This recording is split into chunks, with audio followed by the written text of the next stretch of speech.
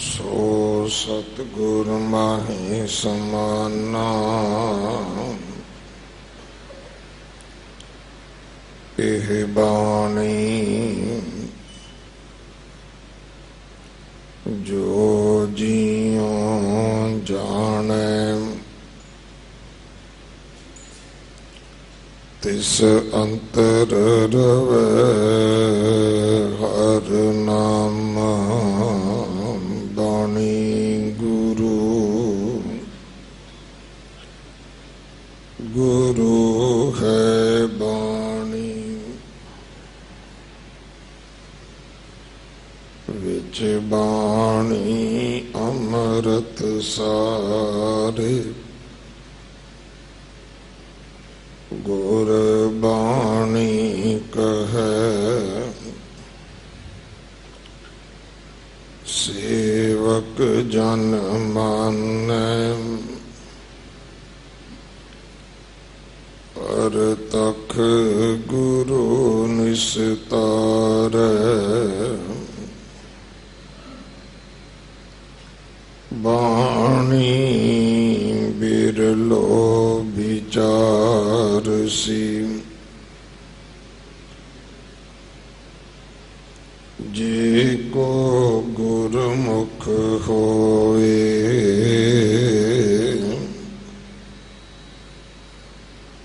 एह बाणी महापुरख की निज कर वासा होए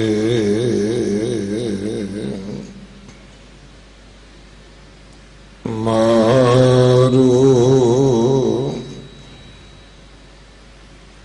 महल्ला तीजा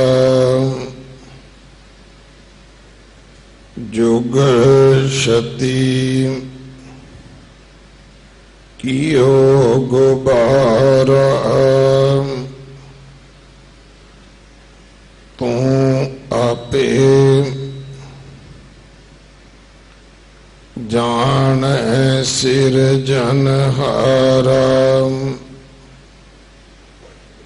जुग शती कियो गुबारा तू आपे जाने सिरजनहारा होर क्या को कहे कि आँख वखाने तू आपे कीमत पाएंदा ओंकार सब सृष्ट उपाई सब खेल तमाशा तेरी वडियाई आपे वेक करे सब साचा आपे धन कढ़ाएंदा बाजी घर एक बाजी पाई पूरे गुर ते नदरी आई सदा अलिपत रह गुर शबदी साचे स्यों चित लाएंदा बाजे बाजे तुन आकारा आप वजाए वजावन हारा घट घट पौन वह एक रंगी मिल पवन सब वजाएंदा ਕਰਤਾ ਕਰੇ ਸੋ ਨਿਹ ਜੋ ਹੋਵੈ ਗੁਰ ਕੈ ਸ਼ਬਦ ਹਉ ਮੈਂ ਖੋਵੈ ਗੁਰ ਪ੍ਰਸਾਦਿ ਕਿਸੈ ਦੇ ਵਡਿਆਈ ਨਾਮੋ ਨਾਮ ਧਿਆਇਂਦਾ ਗੁਰ ਸੇਵੇ ਜਿਵਡ ਹੋਰ ਲਾਹਾ ਨਾਹੀ ਨਾਮ ਮਨ ਵਸੈ ਨਾਮੋ ਸਲਾਹੀ ਨਾਮੋ ਨਾਮ ਸਦਾ ਸੁਖ ਦਾਤਾ ਨਾਮੋ ਲਾਹਾ ਪਾਇਂਦਾ ਬਿਨ ਨਾਮੈ ਸਭ ਦੁਖ ਸੰਸਾਰਾ ਬਹੁ ਕਰਮ ਕਮਾਵੈ ਵਧੈ ਵਿਕਾਰਾ ਨਾਮ ਨਾ ਸੇਵੈ ਕਿਉ ਸੁਖ ਪਾਈਐ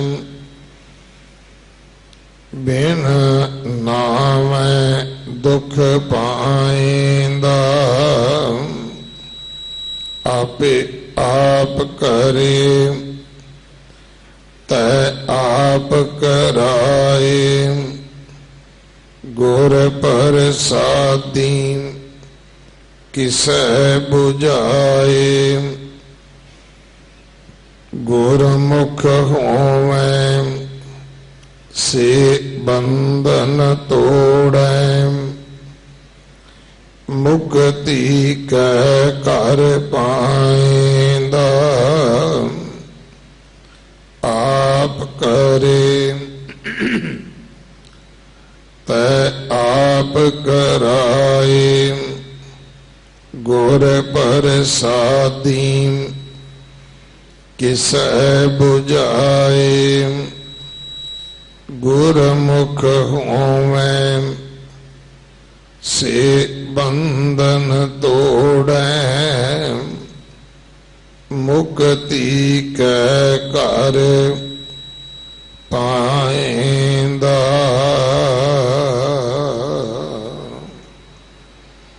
ਵਾਹਿਗੁਰੂ ਜੀ ਕਾ ਖਾਲਸਾ ਵਾਹਿਗੁਰੂ ਜੀ ਕੀ ਫਤਿਹ। ਇਸ ਪਾਵਨ ਸ਼ਬਦ ਦੇ 16 ਪਦੇ ਹਨ। ਪਹਿਲੇ 8 ਪਦਿਆਂ ਦੀ ਵਿਚਾਰ ਭਾਈ ਵਰਿੰਦਰ ਸਿੰਘ ਜੀ ਦੇਹਰਾਦੂਨ ਵਾਲੇ ਆਪ ਜੀ ਨੂੰ ਸਰਵਣ ਕਰਵਾਉਣਗੇ। ਦੀਪਾਵਲੀ ਦਾ ਪੁਰਬ, ਬੰਦੀ ਛੋੜ ਦਿਵਸ 19 ਅਕਤੂਬਰ ਨੂੰ ਹੈ। ਜਗਤ ਗੁਰੂ ਗੁਰੂ ਨਾਨਕ ਸਾਹਿਬ ਮਹਾਰਾਜ ਜੀ ਦਾ ਪ੍ਰਕਾਸ਼ ਗੁਰਪੁਰਬ 4 ਨਵੰਬਰ ਨੂੰ ਹੈ। ਆਪ ਸੰਗਤ ਨੂੰ ਬੇਨਤੀ ਹੈ ਸੇਵਾ ਕਰਕੇ ਹਾਜ਼ਰੀਆਂ ਭਰ ਕੇ ਗੁਰੂ ਕੀਆਂ ਬਖਸ਼ਿਸ਼ਾਂ ਪ੍ਰਾਪਤ ਕਰਨੀਆਂ ਜੀ। ਵਾਹਿਗੁਰੂ ਜੀ ਕਾ ਖਾਲਸਾ ਵਾਹਿਗੁਰੂ ਜੀ ਕੀ ਫਤਿਹ। ਵਾਹਿਗੁਰੂ। ਇੱਕ ਓੰਕਾਰ ਸਤਨਾਮ ਕਰਤਾ ਪੁਰਖ ਨਿਰਭਉ ਨਿਰਵੈਰ ਅਕਾਲ ਮੂਰਤ ਅਜੂਨੀ ਸੈਭੰ ਗੁਰ ਪ੍ਰਸਾਦ।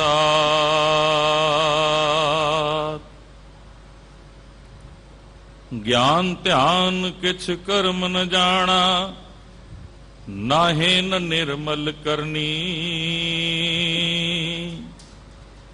साध संगत के अंचल लाव, बिखम नदी जय तरनी। ज्ञान ध्यान किछ कर्म न जाना, सार न जाना तेरी। सब ते वड्डा सतगुरु नानक, जिन कल राखी मेरी।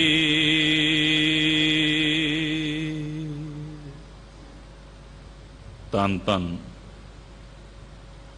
सतगुरु गुरु नानक पातशाह दी 10 जामिया च वरती आत्मक जोत दे मालक धन धन साहिब श्री गुरु ग्रंथ साहिब पातशाह दी पावन पवित्र गोद विच मिल जुड़ बैठी गुरु सवारी गुरु प्यारी सत संगत जी, बड़े अदब ते सत्कार दे नाल सतगुरु दी पावन फतेह प्रवान करो जी। वाहिगुरु जी का खालसा, वाहिगुरु जी की फतेह।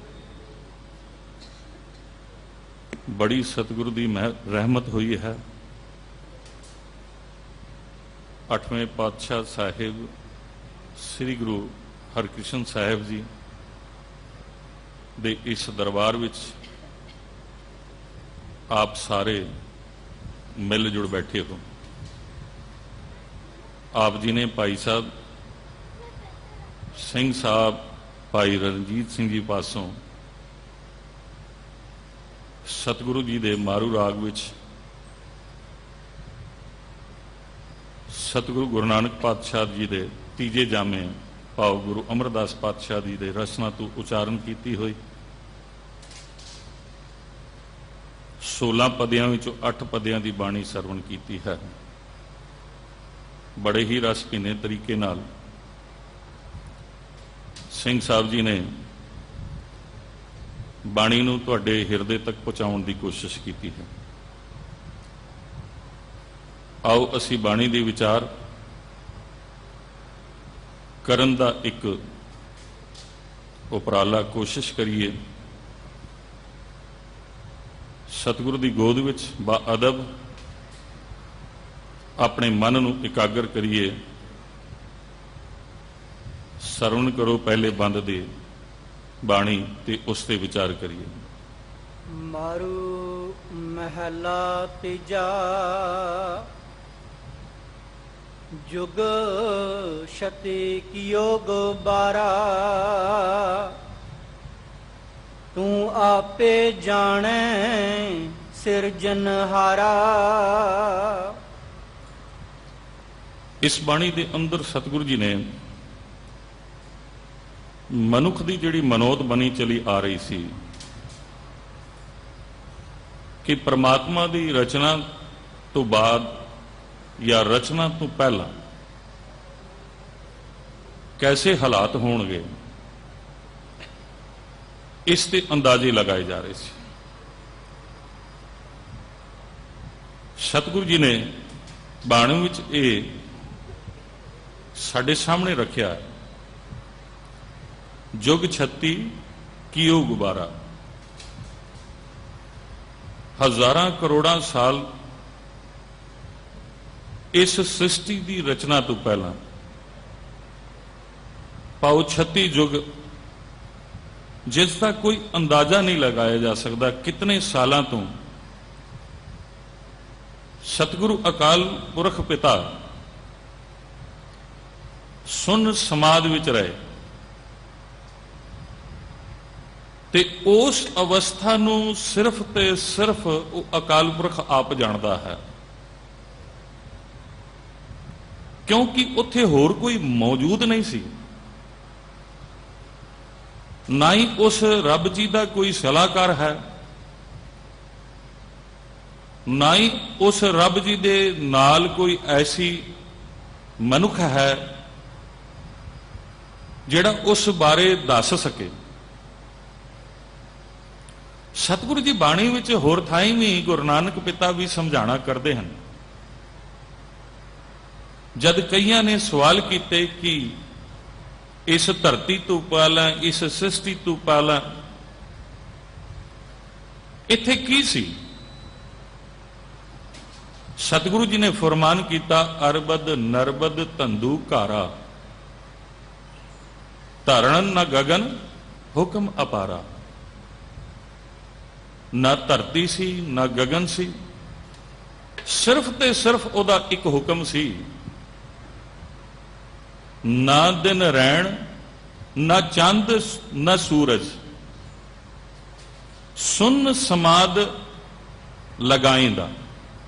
ਉਹ ਆਪਣੀ ਸੁਨ ਸਮਾਦ ਵਿੱਚ ਸੀ। ਉਹ ਜਦ ਆਪਣੀ ਮੌਜ ਵਿੱਚ ਆਇਆ, ਆਪਣੇ ਸ਼ਬਦ ਦੇ ਨਾਲ, ਆਪਣੇ ਹੁਕਮ ਦੇ ਨਾਲ ਇਸ ਸ੍ਰਿਸ਼ਟੀ ਦੀ ਰਚਨਾ ਕੀਤੀ। ਇਸ ਦੇ ਲਈ ਕਈ ਸਵਾਲ ਜਪ ਬਾਣੀ ਵਿੱਚ ਅਸੀਂ ਪੜ੍ਹਦੇ ਹਾਂ, ਸਤਿਗੁਰੂ ਜੀ ਨੇ ਉਸ ਤੇ ਜਵਾਬ ਦਿੱਤੇ ਹਨ। ਸਤਿਗੁਰੂ ਜੀ ਨੇ ਉਹਨਾਂ ਜਵਾਬਾਂ ਵਿੱਚ ਬੜੇ ਹੀ ਸਪਸ਼ਟਤਾ ਦੇ ਨਾਲ, ਬੜੀ ਖੂਬਸੂਰਤੀ ਦੇ ਨਾਲ, ਬੜੀ ਸੁੰਦਰਤਾ ਦੇ ਨਾਲ ਮਨੁੱਖ ਮਾਤਰ ਨੂੰ ਸਮਝਾਉਣ ਦੀ ਕੋਸ਼ਿਸ਼ ਕੀਤੀ ਕਿ ਮਨੁੱਖ ਮਾਤਰ ਇਹ ਸਮਝੋ, ਉਹ ਪਰਮਾਤਮਾ ਉਸਨੇ ਕਦ ਸ੍ਰਿਸ਼ਟੀ ਦੀ ਰਚਨਾ ਕੀਤੀ ਹੈ ਜਾਂ ਕਿਸ ਤਰ੍ਹਾਂ ਉਹ ਰਿਹਾ ਹੈ, ਇਸ ਦੇ ਬਾਰੇ ਸਿਰਫ ਤੇ ਸਿਰਫ ਉਹ ਪ੍ਰੀਤਮ ਹੀ ਜਾਣਦਾ। ਸਤਿਗੁਰੂ ਜੀ ਨੇ ਜੋਗੀਆਂ ਨੂੰ ਵੀ ਜਵਾਬ ਦਿੱਤੇ, ਵਿਦਵਾਨਾਂ ਨੂੰ, ਪੰਡਤਾਂ ਨੂੰ ਵੀ ਜਵਾਬ ਦਿੱਤੇ, ਕਾਜ਼ੀਆਂ ਨੂੰ ਵੀ ਜਵਾਬ ਦਿੱਤੇ। ਸਤਿਗੁਰੂ ਜੀ ਕਹਿੰਦੇ ਨੇ, ਥਿਤ ਵਾਰਨਾ ਜੋਗੀ ਜਾਣੇ ਰੁੱਤ ਮਹਾ ਨ ਕੋਏ, ਜਾਂ ਕਰਤਾ ਸ੍ਰਿਸ਼ਟੀ ਕੋ ਸਾਜੇ ਆਪੇ ਜਾਣੇ ਸੋਈ। ਉਹ ਆਪ ਜਾਣਦਾ ਹੈ ਸ੍ਰਿਸ਼ਟੀ ਦੀ ਰਚਨਾ ਉਸਨੇ ਕਿਉਂ ਔਰ ਕਿਸ ਲਈ ਕੀਤੀ। ਮਨੁੱਖ ਮਾਤਰ ਨੂੰ ਇਸ ਤੇ ਉਲਝਣ ਵਿੱਚ ਫਸਣ ਦੀ ਲੋੜ ਨਹੀਂ ਹੈ, ਕਿਉਂਕਿ ਮਨੁੱਖ ਕੋਲ ਬਹੁਤ ਕੀਮਤੀ ਜੀਵਨ ਇੱਕ ਸਮੇਂ ਲਈ ਮਿਲਿਆ ਹੈ। ਜਨਮ ਔਰ ਮੌਤ ਦੇ ਵਿੱਚ ਦਾ ਬੜਾ ਕੀਮਤੀ ਹੀਰੇ ਜੈਸਾ ਜਨਮ ਹੈ, ਕੌਡੀ ਬਦਲੇ ਜਾਏ। ਬੜਾ ਕੀਮਤੀ ਜਨਮ ਮਿਲਿਆ। ਜੇ ਆਪਣਾ ਇਸ ਖੋਜ ਦੇ ਵਿੱਚ ਜੀਵਨ ਬਰਬਾਦ ਕਰੇਗਾ ਤੇ ਉਹ ਸਤਿਗੁਰੂ ਦੀ ਰਚਨਾ ਨੂੰ ਸਮਝ ਨਹੀਂ ਪਾਏਗਾ। ਔਰ ਜਿਸ ਮਕਸਦ ਲਈ ਇਸ ਸੰਸਾਰ ਵਿੱਚ ਆਇਆ ਹੈ, ਅਸੀਂ ਰਹਿਰਾਸ ਦੀ ਬਾਣੀ ਪੜ੍ਹਦੇ ਹਾਂ, ਪੰਚਮ ਪਿਤਾ ਨੇ ਸਾਡੇ ਸਾਹਮਣੇ ਇਸ ਦਾ ਸਵਾਲ ਤੇ ਜਵਾਬ ਦੋਨੋਂ ਰੱਖੇ ਹਨ ਕਿ ਅਸੀਂ ਇਸ ਮਨੁੱਖੀ ਜੀਵਨ ਵਿੱਚ ਕਿਉਂ ਆਏ। ਸਤਿਗੁਰੂ ਪਿਤਾ ਕਹਿੰਦੇ ਨੇ, ਭਈ ਪ੍ਰਾਪਤ ਮਾਨੁਖ ਦੇ ਵਰੀਆ, ਗੋਬਿੰਦ ਮਿਲਣ ਕੀ ਇਹ ਤੇਰੀ ਬਰੀਆ। ਅਵਰ ਕਾਜ ਤੇਰੇ ਕਿਤੇ ਨ ਕਾਮ, ਮਿਲ ਸਾਧ ਸੰਗਤ ਭਜ ਕੇਵਲ ਨਾਮ।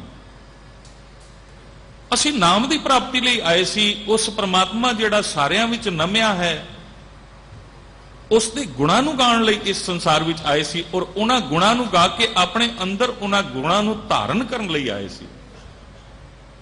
ਜਪ ਬਾਣੀ ਸਤਿਗੁਰੂ ਜੀ ਕਹਿੰਦੇ, ਸਭ ਗੁਣ ਤੇਰੇ ਮੈਂ ਨਾਹੀ ਕੋਏ, ਵਿਣ ਗੁਣ ਕੀਤੇ ਭਗਤ ਨ ਹੋਏ। ਜਦ ਤੱਕ ਰੱਬੀ ਗੁਣ ਮਨੁੱਖ ਆਪਣੇ ਆਚਰਣ, ਆਪਣੇ ਜੀਵਨ ਵਿੱਚ ਨਹੀਂ ਲੈਂਦਾ ਔਰ ਉਸ ਨੂੰ ਆਪਣੇ ਜੀਵਨ ਦੀ ਤੋਰ ਨਹੀਂ ਬਣਾਉਂਦਾ, ਤੇ ਸੱਚੀ ਜਾਣਦਾ, ਸਤਿਗੁਰੂ ਪਾਤਸ਼ਾਹ ਕਹਿੰਦੇ ਨੇ, ਉਸ ਭਗਤੀ ਦਾ ਫਾਇਦਾ ਨਹੀਂ ਹੈ, ਉਹ ਭਗਤ ਨਹੀਂ ਕਹਾ ਸਕਦਾ। ਆਓ ਇਸ ਬੰਦ ਦੀ ਅਗਲੀ ਤੁਕ ਦੇ ਵਿੱਚ ਸਮਝਣ ਦੀ ਕੋਸ਼ਿਸ਼ ਕਰੀਏ। ਹਾਂਜੀ। ਹੋਰ ਕਿਆ ਕੋ ਕਹੈ ਕਿ ਆਖ ਵਖਾਣ ਹੈ, ਤੂੰ ਆਪੇ ਕੀਮਤ ਪਾਇੰਦਾ। ਬੜੀ ਖੂਬਸੂਰਤੀ। ਹੋਰ ਕਿਆ ਕੋ ਕਹੈ, ਇਸ ਦੇ ਬਾਰੇ ਹੋਰ ਕੋਈ ਬਿਆਨ ਨਹੀਂ ਕਰ ਸਕਦਾ। ਹਾਲਾਂਕਿ ਬਹੁਤ ਸਾਰੇ ਚੁੰਝ ਗਿਆਨੀ, ਬਹੁਤ ਸਾਰੇ ਆਪਣੇ ਆਪ ਨੂੰ ਉਸ ਬ੍ਰਹਮ ਦੇ ਗਿਆਨ ਵਿੱਚ ਫਸ ਕੇ, ਕਿਉਂਕਿ ਰਜੋ ਸਤੋ ਤਮੋ ਗੁਣ ਵਿੱਚ ਬੰਦਾ ਅਹੰਕਾਰੀ ਹੁੰਦਾ ਹੈ। ਜਦ ਸਤੋ ਗੁਣ ਜਿਹੜਾ ਭਗਤੀ ਦਾ ਗੁਣ ਹੈ, ਗੁਰੂ ਦੇ ਹੁਕਮ ਤੇ ਤੁਰਨ ਦਾ ਗੁਣ ਹੈ, ਜਦ ਉਸ ਦਾ ਨਸ਼ਾ ਚੜ੍ਹਦਾ ਹੈ ਔਰ ਉਸ ਦੇ ਹਉਮੈ ਵਿੱਚ, ਉਸ ਦੀ ਹੰਕਾਰ ਵਿੱਚ ਜਦ ਫਸਦਾ ਹੈ, ਤਦ ਉਹ ਆਪਣੇ ਆਪ ਨੂੰ ਰੱਬ ਸਮਝਣ ਲੱਗ ਪੈਂਦਾ। ਤੇ ਮਨੁੱਖ ਮਾਤਰ ਉਸ ਤਾਕਤ ਨੂੰ, ਉਸ ਗਿਆਨ ਨੂੰ ਆਪਣੇ ਫਾਇਦੇ ਲਈ ਵਰਤਣ ਲੱਗ ਪੈਂਦਾ ਹੈ, ਕਿਉਂਕਿ ਦੂਸਰਿਆਂ ਨੂੰ ਪ੍ਰਭਾਵਿਤ ਕਰਕੇ ਆਪਣੇ ਮੁਫਾਦ ਪੂਰੇ ਕਰਦਾ ਹੈ। ਸਤਿਗੁਰੂ ਜੀ ਕਹਿੰਦੇ ਨੇ ਉਸ ਪ੍ਰਭੂ ਬਾਰੇ ਕੋਈ ਨਾ ਕਹਿ ਸਕਦਾ ਹੈ, ਨਾ ਲਿਖ ਸਕਦਾ ਹੈ, ਨਾ ਬਿਆਨ ਕਰ ਸਕਦਾ ਹੈ। ਉਸ ਨੇ ਇਸ ਸ੍ਰਿਸ਼ਟੀ ਦੀ ਜਿਹੜੀ ਰਚਨਾ ਕੀਤੀ ਹੈ, ਇਸ ਦੀ ਕੀਮਤ ਉਹ ਆਪ ਜਾਣਦਾ। ਅਸੀਂ ਜਿਤਨੀ ਮਰਜ਼ੀ ਕੀਮਤ ਪਾ ਲਈਏ, ਕਿਉਂਕਿ ਉਹਦੀ ਹਰ ਚੀਜ਼ ਜਿਹੜੀ ਹੈ ਉਹ ਅਮੁੱਲ ਹੈ। ਜਪ ਬਾਣੀ ਚ ਅਸੀਂ ਪੜ੍ਹਦੇ ਨੇ, ਅਮੁੱਲ ਗੁਣ, ਅਮੁੱਲ ਵਪਾਰ, ਅਮੁੱਲ ਵਪਾਰੀਏ, ਅਮੁੱਲ ਭੰਡਾਰ, ਅਮੁੱਲ ਆਵੇਂ, ਅਮੁੱਲ ਲੈ ਜਾਏ। ਅਸੀਂ ਤੇ ਉਸ ਅਮੁੱਲ ਦੇ ਵਿੱਚ ਸਿਰਫ ਸਮਾ ਸਕਦੇ ਹਾਂ। ਉਹੀ ਜਾਣਦਾ ਹੈ ਕਿ ਉਸ ਦੀ ਕੀਮਤ, ਜਿਹੜੀ ਸ੍ਰਿਸ਼ਟੀ ਜਿਹੜੀ ਬਣਾਈ ਹੈ, ਜਿਹੜੀ ਉਸ ਦੀ ਰਚਨਾ ਹੈ, ਉਸ ਦੀ ਕੀਮਤ ਉਹ ਆਪ ਜਾਣਦਾ ਹੈ, ਕਿਉਂਕਿ ਉਸ ਨੇ ਸ੍ਰਿਸ਼ਟੀ ਬਣਾਈ ਹੈ। ਸਤਿਗੁਰੂ ਜੀ ਕਹਿੰਦੇ ਨੇ ਏਵੜ ਵੱਡਾ ਹੋਵੇ ਕੋਏ ਤਿਸ ਉੱਚੇ ਕੋ ਜਾਣੇ ਸੋਏ। ਉਸ ਉੱਚੇ ਪ੍ਰੀਤਮ ਨੂੰ, ਜਿਹੜਾ ਸਭ ਤੋਂ ਸ੍ਰੇਸ਼ਟ ਔਰ ਸਭ ਤੋਂ ਵੱਡਾ ਹੈ, ਉਸ ਦੇ ਹੁਕਮ ਨੂੰ ਵੀ ਪਹਿਚਾਣਨ ਜੋ ਉਸ ਦੇ ਗਿਆਨ ਦੀ, ਉਸ ਦੀ ਕਿਰਪਾ ਦੀ, ਉਸ ਦੇ ਪ੍ਰਸਾਦ ਦੀ ਲੋੜ ਹੈ। ਜਦ ਤੱਕ ਉਹ ਕਿਰਪਾ ਨਹੀਂ ਕਰਦਾ ਔਰ ਆਪਣਾ ਉਹ ਕੀਮਤੀ ਗਿਆਨ ਸਾਡੀ ਝੋਲੀ 'ਚ ਨਹੀਂ ਪਾਦਾ, ਸਾਡੇ ਹਿਰਦੇ 'ਚ ਨਹੀਂ ਵਸਾਂਦਾ, ਅਸੀਂ ਉਸ ਦੇ ਵਿੱਚ ਸਮਾ ਨਹੀਂ ਸਕਦੇ। ਤੇ ਮੇਰੇ ਵਰਗੇ ਮਨੁੱਖ ਸਿਰਫ ਉਸ ਦੀਆਂ ਕੀਮਤਾਂ ਲਾਉਣ ਤੇ ਤੁਰੇ ਹਾਂ। ਆਓ ਇਸ ਨੂੰ ਸਮਝਣ ਦੀ ਕੋਸ਼ਿਸ਼ ਕਰੀਏ। ਅਗਲੇ ਬੰਦ ਦੇ ਅੰਦਰ ਬੜੀ ਖੂਬਸੂਰਤੀ ਦੇ ਨਾਲ ਇਸ ਨੂੰ ਸਮਝਾਉਣ ਦੀ ਕੋਸ਼ਿਸ਼ ਕੀਤੀ ਹੈ। ਸ੍ਰਿਸ਼ਟੀ ਦੀ ਰਚਨਾ ਵਿੱਚ ਉਸਨੇ ਕੀ ਕੀਤਾ ਹੈ। ਹਾਂਜੀ, ਓੰਕਾਰ ਸਭ ਸ੍ਰਿਸ਼ਟ ਉਪਾਈ, ਸਭ ਖੇਲ ਤਮਾਸ਼ਾ ਤੇਰੀ ਵਡਿਆਈ। ਹੁਣ ਓੰਕਾਰ ਉਸ ਪ੍ਰਮਾਤਮਾ ਨੇ ਜਿਹੜਾ ਸਾਰਿਆਂ 'ਚ ਵਸਿਆ ਹੈ। ਕਿਉਂਕਿ ਅਸੀਂ ਇੱਕ ਗੱਲ ਨੂੰ ਗੁਰਸਿੱਖਾਂ ਨੇ ਸਮਝਣਾ ਹੈ ਔਰ ਇਸ ਨੂੰ ਮਨ ਵਿੱਚ ਵਸਾਣਾ ਹੈ। ਆਪ ਆਸਾ ਕਿ ਉਹ ਅਖਬਾਰ ਦੀ ਬਾਣੀ ਪੜ੍ਹਦੇ ਹੋ, ਉਸ ਬਾਣੀ ਦੇ ਅੰਦਰ ਪਹਿਲਾਂ ਹੀ ਸਤਿਗੁਰੂ ਜੀ ਇਹ ਉਪਦੇਸ਼ ਕਰਦੇ ਨੇ ਕਿ ਹਰ ਗੁਰਸਿੱਖ ਨੇ ਦ੍ਰਿੜ ਕੀ ਕਰਨਾ ਹੈ। ਪਹਿਲਾਂ ਦ੍ਰਿੜ ਕੀ ਕਰਨਾ ਹੈ, ਪਹਿਲਾਂ ਦ੍ਰਿੜ ਇਹ ਕਰਨਾ ਹੈ, ਆਪੀ ਨੇ ਆਪ ਸਾਜਿਓ, ਆਪੀ ਨੇ ਰਚਿਓ ਨਾਉ, ਦੋਈ ਕੁਦਰਤ ਸਾਜ ਵਿੱਚ ਆਸਣ ਡਿਠੋ ਚਾਓ। ਉਸ ਨੇ ਇਸ ਰਚਨਾ ਨੂੰ ਬਣਾ ਕੇ ਉਸ ਦੇ ਵਿੱਚ ਆਪ ਬਿਰਾਜਮਾਨ ਹੈ। ਬਾਣੀ 'ਚ ਹੋਰ ਥਾਂ ਵੀ ਇਸ ਗੱਲ ਨੂੰ ਸਮਝਾਣਾ ਕੀਤਾ ਹੈ। ਖਾਲਕ ਖਲਕ ਖਲਕ ਮਹਿ ਖਾਲਕ, ਪੂਰ ਰਹੋ ਸਭ ਥਾਂ। ਉਹ ਹਰ ਜਗ੍ਹਾ ਮੌਜੂਦ ਹੈ।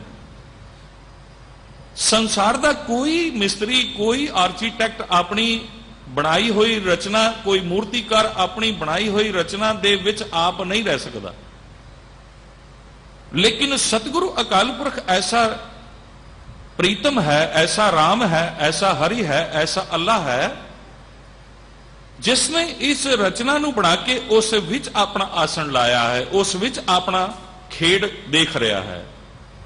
ਇਹ ਸਾਰੇ ਸੰਸਾਰ ਨੂੰ ਬਣਾ ਕੇ ਉਹ ਸਭ ਕੁਝ ਸਾਡੇ ਕੀਤੇ ਹੋਏ ਕਰਮਾਂ ਨੂੰ ਵਾਚ ਰਿਹਾ ਹੈ, ਸਾਨੂੰ ਖਿਡਾ ਰਿਹਾ ਹੈ। ਉਸ ओंकार ने इस सृष्टि की रचना बनाई है और इस सृष्टि की रचना बना के वो प्रभु इस सारे नू चला रहा है। इस नू चलाने वाले होर कोई वखरे लोग नहीं नियत कीते। ये जिन्हां लोगों की विचार होएगी उन्होंने परवान है, लेकिन सतगुर पिता जप बाणी च कहते ने ਏਕਾ ਮਾਈ ਜੁਗਤ ਵਿਆਈ ਤਿੰਨ ਚੇਲੇ ਪ੍ਰਵਾਨ, ਇੱਕ ਸੰਸਾਰੀ, ਇੱਕ ਭੰਡਾਰੀ, ਇੱਕ ਲਾਏ ਦੀ ਬਾਣ, ਜਿਉਂ ਤਿਸ ਭਾਵੈ ਤਿਵੇਂ ਚਲਾਵੈ, ਜਿਵ ਹੋਵੇ ਫਰਮਾਨ, ਉਹ ਵੇਖੈ ਉਹਨਾਂ ਨਦਰ ਨਾ ਆਵੇ, ਬਹੁਤਾ ਇਹ ਵਿਡਾਣ। ਇਹੀ ਅਚਰਜਤਾ ਹੈ। ਉਹ ਸੰਸਾਰ ਵਿੱਚ ਸਾਰਿਆਂ ਨੂੰ ਵੇਖ ਰਿਹਾ ਹੈ, ਇਸ ਰਚਨਾ ਵਿੱਚ ਖੁਦ ਸਮਾਇਆ ਹੋਇਆ ਹੈ। और सारे एक गल नूं दृढ़ कर लईए कि वो भोजन भी आप है, वो भोजन करता भी आप है, वो मछली भी आप है, वो दाना भी आप है। ਸਾਡਾ ਭੁਲੇਖਾ ਹੈ ਕਿ ਅਸੀਂ ਕੁਝ ਇਕੱਠਾ ਕਰਕੇ ਖਾ ਰਹੇ ਹਾਂ। ਇਹ ਦੁਨੀਆ ਧੰਦੇ ਲਾਇਆ, ਸਤਿਗੁਰੂ ਨੇ ਇਸ ਦੁਨੀਆ ਨੂੰ ਧੰਦੇ ਲਾਇਆ ਹੈ, ਔਰ ਇਸ ਦੁਨੀਆ ਨੂੰ ਧੰਦੇ ਲਾ ਕੇ ਆਪਣੇ ਆਪ ਨੂੰ ਵਿੱਚ ਛੁਪਾਇਆ ਹੋਇਆ ਹੈ, ਆਪਣੇ ਆਪ ਨੂੰ ਵਿੱਚ ਪਾਇਆ ਹੋਇਆ। ਕਿਉਂਕਿ ਸਿਰ ਸਿਰ ਰਿਜ਼ਕ ਸੰਭਾਹੇ ਠਾਕੁਰ ਕਾਹੇ ਮਨ ਭਉ ਕਰਿਆ। ਇਹ ਸਾਡੇ ਅੰਦਰ ਦੀ ਇੱਕ ਭੁਲੇਖਾ ਹੈ, ਸਾਡੇ ਅੰਦਰ ਦੀ ਇੱਕ ਹਉਮੈ ਹੈ ਜਿਹੜੀ ਰੱਬ ਤੋਂ ਦੂਰ ਕਰਦੀ ਹੈ। ਸਤਿਗੁਰੂ ਜੀ ਬਾਣੀ ਵਿੱਚ ਫਰਮਾਨਾ ਕਰਦੇ ਨੇ, ਧੰਨ ਪੀਰ ਕਾ ਇੱਕ ਸੰਗ ਵਾਸਾ ਵਿੱਚ ਹਉਮੈ ਭੀਤ ਕਰਾਰੀ। ਇਹ ਜਿਹੜੀ ਹਉਮੈ ਦੀ ਦੀਵਾਰ ਹੈ ਨਾ, ਇਹ ਸਾਨੂੰ ਰੱਬ ਜੀ ਤੋਂ ਦੂਰ ਕਰ ਦਿੰਦੀ ਹੈ, ਸਾਨੂੰ ਦੁਵੈਤ ਵਿੱਚ ਪਾ ਦਿੰਦੀ ਹੈ। ਇਸ ਦੁਵੈਤ ਤੋਂ ਸਤਿਗੁਰ ਪਿਤਾ ਦੂਰ ਕਰਦੇ ਨੇ, ਔਰ ਇਸ ਬਾਣੀ ਦੇ 4 ਬੰਦਾਂ ਵਿੱਚ ਸਾਨੂੰ ਸਮਝਾਣਾ ਕਰਦੇ ਨੇ ਕਿ ਕਿਸ ਤਰ੍ਹਾਂ ਸਤਿਗੁਰ ਨੇ ਇਸ ਸ੍ਰਿਸ਼ਟੀ ਦੀ ਰਚਨਾ ਕਰਕੇ ਉਸ ਦੇ ਵਿੱਚ ਸਮਾਇਆ, ਔਰ ਸਾਡੇ ਸਰੀਰ ਨੂੰ ਉਹ ਕਿਸ ਤਰ੍ਹਾਂ ਖਿਡਾਉਂਦਾ ਹੈ, ਕਿਸ ਤਰ੍ਹਾਂ ਉਹ ਸਾਨੂੰ ਚਲਾਉਂਦਾ ਹੈ, ਆਪਣਾ ਹੁਕਮ ਕਿਸ ਤਰ੍ਹਾਂ ਵਰਤਾਉਂਦਾ ਹੈ। ਇਸ ਨੂੰ ਸਮਝਾਣਾ ਕੀਤਾ ਤੇ ਅਗਲੀਆਂ 4 ਜਿਹੜੀਆਂ ਬੰਦ ਹਨ, ਉਹਨਾਂ ਬੰਦਾਂ ਵਿੱਚ ਇਸ ਦੀ ਸਮਝ ਕਿੱਥੋਂ ਆਵੇ, ਇਸ ਨੂੰ ਸਮਝਾਣਾ ਕੀਤਾ ਹੈ। ਬੜੀ ਖੂਬਸੂਰਤੀ ਹੈ ਇਸ ਬਾਣੀ ਦੇ। ਮਾਰੂ ਰਾਗ ਦੇ ਮੈਂ ਪਿਛਲੇ ਸ਼ਬਦ ਵੀ ਪੜਨ ਦੀ ਕੋਸ਼ਿਸ਼ ਕੀਤੀ। ਇੱਕ ਤਰਤੀਬ ਮੈਨੂੰ ਸਬਜੈਕਟ ਵਾਈਜ਼ ਲੱਗੀ, ਬੜੀ ਖੂਬਸੂਰਤੀ ਦੇ ਨਾਲ ਸਤਿਗੁਰੂ ਗੁਰੂ ਅਮਰਦਾਸ ਪਾਤਸ਼ਾਹ ਨੇ, ਭਾਵ ਗੁਰੂ ਨਾਨਕ ਪਾਤਸ਼ਾਹ ਨੇ ਆਪਣੇ 3ਜੇ ਜਾਮੇ 'ਚ, ਜੋ ਪਹਿਲੇ ਜਾਮੇ ਵਿੱਚ ਖੂਬਸੂਰਤੀ ਦੇ ਨਾਲ ਇਸ ਮਨੁੱਖ ਮਾਤਰ ਨੂੰ, ਸੁੱਤੀ ਹੋਈ ਆਤਮਾ ਨੂੰ ਜਗਾਉਣ ਵਾਸਤੇ ਜਿਹੜਾ ਉਪਰਾਲਾ, ਜਿਹੜਾ ਉਦਮ, ਜਿਹੜਾ ਸੰਘਰਸ਼ ਕੀਤਾ, ਔਰ ਉਸ ਸੰਘਰਸ਼ ਨੂੰ ਜਦ 3ਜੇ ਜਾਮੇ ਤੇ ਲਿਆ ਕੇ ਖੜਾ ਕੀਤਾ, ਤੇ ਮਾਰੂ ਰਾਗ ਦੇ ਅੰਦਰ ਬਹੁਤ ਹੀ ਖੂਬਸੂਰਤੀ ਦੇ ਨਾਲ ਜੋ ਸਾਡੇ ਭੁਲੇਖੇ ਪੁਰਾਤਨ ਚਲੇ ਆ ਰਹੇ ਸਨ, ਅਸੀਂ ਅੱਜ ਵੀ ਉੱਥੇ ਹੀ ਫਸੇ ਹਾਂ।